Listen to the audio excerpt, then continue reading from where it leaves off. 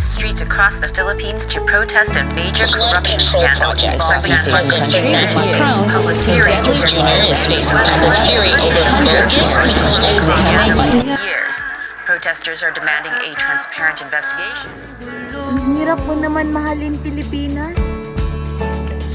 Kasalukuyan ko ay nakakalito.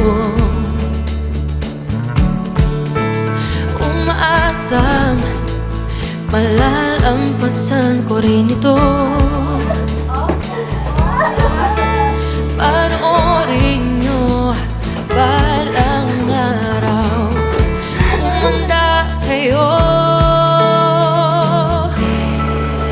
lalayo mula sa mundong aking ginagalawan.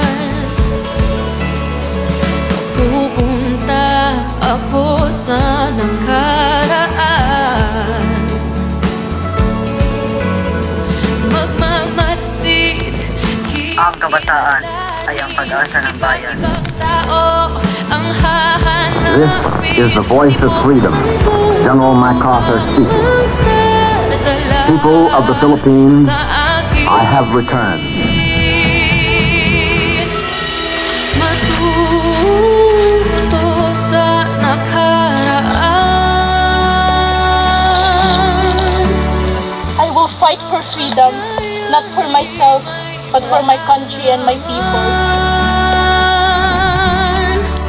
Mga aral na dadalhin ko. Negosyo o kalayaan? Bayan o sarili, pumili ka! Buhay ko, lahat ng Aling pag-ibig pa hinigit kaya sa pagkadalisay at pagkadakila, gaya ng pag-ibig na tinubuang lupa. Aling pag-ibig pa, wala na nga, wala!